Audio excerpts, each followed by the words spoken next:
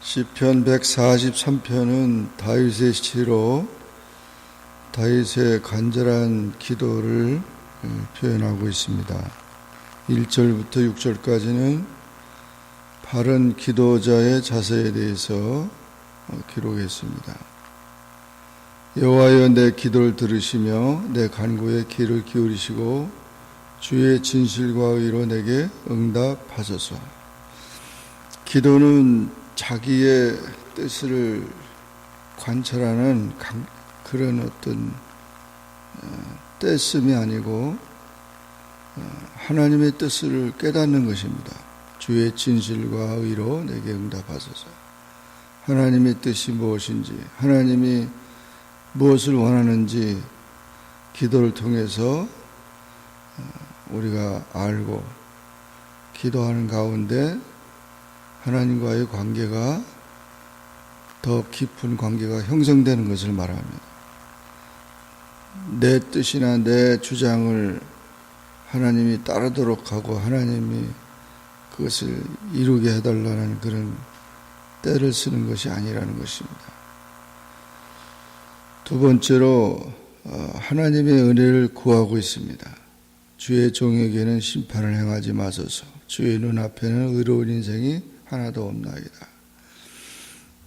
하나님은 심판의 하나님이시고 우리의 행한 대로 모든 것을 심판하면 아무도 그 앞에 설 인생이 없다는 것입니다. 하나님의 은혜를 구하고 있죠. 그래서 긍휼로 자비로 용서해 주시고 하나님의 은혜로 살게 해달라고 기도하고 있습니다. 회개하는 자를 하나님은 불쌍히 여기십니다. 그러나 회개하지 않는 영혼은 심판을 받을 수밖에 없는 것입니다. 그러므로 날마다 우리가 우리의 부족한 것을 회개하고 하나님의 은혜를 구하면 하나님께서는 자비로우셔서 우리 연약함을 아시고 우리를 용서해 주시고 우리를 심판하지 않는 것입니다. 세 번째로 우리의 사정을 알려야 합니다. 원수가 내 영혼을 핍박하며 내 생명을 땅에 엎어서 나로 죽은 지 오랜 자 같이 나를 암흑 속에 두었나이다. 우리의 삶이 고통과 박해 속에서 또한 많은 그런 어려움을 당한다는 사실을 하나님은 다 알고 계십니다. 그러나 우리의 사정을 낱낱하게 하나님 앞에 보고해야 합니다. 그런 모든 것들을 알므로써 우리의 처한 형편이 어떤지를 우리가 인정을 하면서 또 하나님 앞에 도움을 구하게 되는 것입니다. 이것은 바로 자기의 형편과 자기의 죄를 철저히 인정하는 그런 모습인 것입니다. 대부분 우리의 모든 환난과 우리의 모든 당하는 고통이 사실은 하나님이 우리를 그렇게 만든 게 아니고 우리가 그런 상황 속에 우리 자신이 실수하고 또 그 자신이 그렇게 만들어 놓은 것입니다. 그러니까 그렇게 해놓고 하나님 이거 도와주세요, 이거 해결해 주세요 이러니까 정말 어처구니가 없는 거죠. 잘못은 자기가 해놓고는 다른 사람 보고 그것을 책임을 지라고 하는 거나 똑같은 거죠. 그러므로 우리의 사정을 알린다는 것은 우리의 모든 삶이 이렇게 부족하고 연약해서 또 그런 어려움을 당하고 있다는 사실을 하나님께 알림으로, 구체적으로 알림으로 기도의 자세가 되어야 된다는 것입니다. 그리고 네 번째로 하나님으로부터 위로를 기대해야 한다는 것입니다. 그러므로 내 심령이 속에서 상하며 내 마음이 속에서 참담하니라. 마음의 상처를 입고 속상할 때 사람들은 그 속상할 때 어떻게 하냐, 그러니까 어떤 사람들은 술을 마시고 어떤 사람들은 뭐 디스코텍이나 노래방이나 무슨 또는 친구를 만나서 그렇게 하는 사람들, 또는 집을 뛰쳐나가고 운전을 그냥 사정없이 운전하면서 또 여러 가지 그런 자기의 그 속상한 마음을 달래려고 하고, 어떤 사람은 또 이불을 뒤집어 쓰고 그냥 잠만 잔다는데, 속상할 때 잠자는 것은 제일 안 좋답니다. 이렇게 마음이 상처를 입을 때, 그때 여기서는 오히려 주님을 묵상하라고, 옛날을 기억하고 주의 모든 행하신 것을 읊조리며 주의 손이 행하는 것을 생각해라.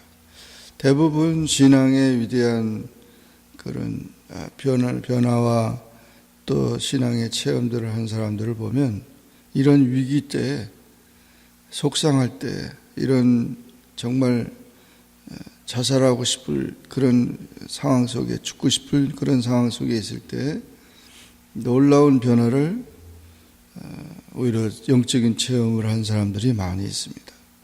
키에르케고르는 사람이 막다른 골목에 닥치면은 자살하든지 아니면 하나님을 만나든지 둘 중 안에 하나라고 했습니다.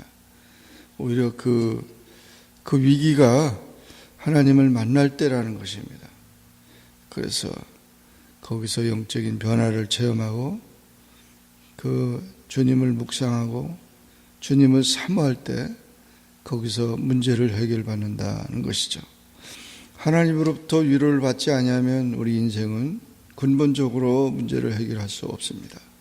약을 먹는다든가 술을 마신다든가 이런 모든 것들은 일시적인 그런 것을 잊어버리기 위한 거지만 근본적으로 해결되지 않습니다.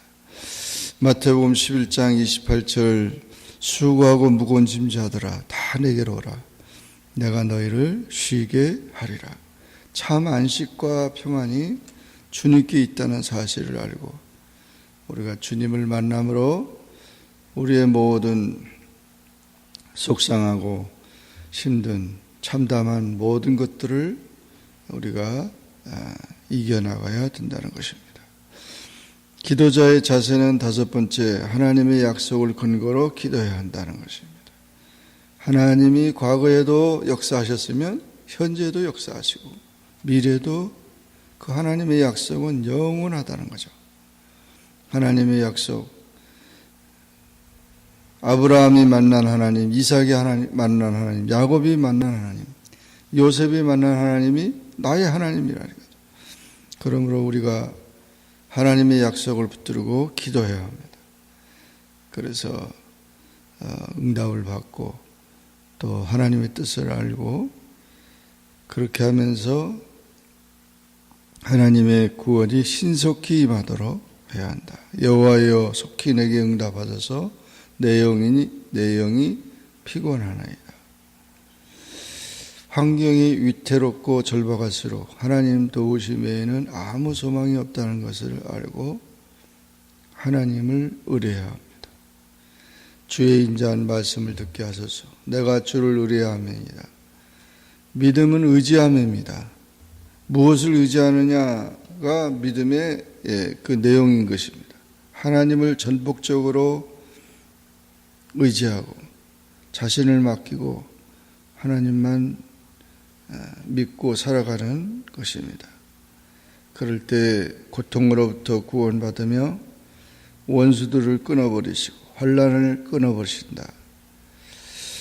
그래서 주의 뜻을 가르쳐 주시고 그 성령으로 인도하신다는 것입니다.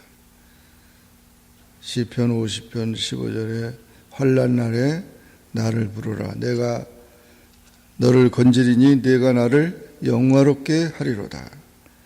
우리가 이와 같이 분명히 하나님께서는 아름답게 우리를 인도해 주시고 주의 뜻을 깨닫게 하십니다. 고통받았던 욥은 오히려 혼란 가운데 주님을 만나며 또 주님의 뜻을 깨달아서 이제 내가 정말 입술로만 주님을 찾았지만 마음으로 또 이제는 주님을 바라보는 그런 삶이 되었다는 것입니다. 그러면서 다윗은 나는 주의 종임이다 라고 고백했는데 마지막에 이것은 겸손을 말하는 것이죠. 자신의 삶을 주관하신 분이 하나님이고 하나님이 주인 되심을 고백하는 것입니다. 하나님 뜻대로 살기로 작정하는 것입니다. 종은 이름이 없고 종은 모든 것을 다 주인이 뜻대로 살아야 되기 때문에 자기 것이 없어요. 주의 종이라고 고백한 것은 바로 하나님을 주인으로 모시는 충실한 종이 되겠습니다라는 고백인 것입니다. 오늘 이렇게 다윗의 기도를 통해서 참된 기도자의 자세를 배우며 또 하나님과의 관계 속에서 더 깊은 주님의 은혜가 있기를 주의 이름으로 축원합니다. 기도하겠습니다. 사랑의 하나님 아버지, 은혜를 감사합니다. 오늘도 주님 앞에 나와 기도하게 하시고 주의 말씀을 상고하게 하시니 감사합니다. 시편 143편의 말씀을 통하여 다윗이 하나님의 깊은 기도의 자세를 통하여 주님을 만나고 주의 은혜를 체험하는 그런 모습을 보았습니다.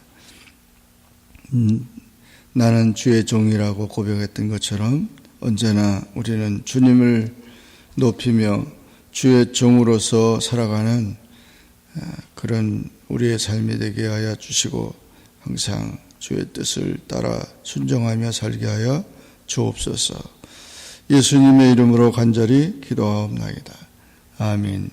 하늘에 계신 우리 아버지여, 이름이 거룩히 여김을 받으시오며 나라의 임하옵시며 뜻이 하늘에서 이룬 것 같이 땅에서도 이루어지이다. 오늘날 우리에게 일용할 양식을 주옵시고 우리가 우리에게 죄 지은 자를 사하여 준 것 같이 우리 죄를 사하여 주옵시고 우리를 시험에 들게 하지 마옵시고 다만 악에서 구하옵소서. 대개 나라와 권세와 영광이 아버지께 영원히 있사옵나이다. 아멘.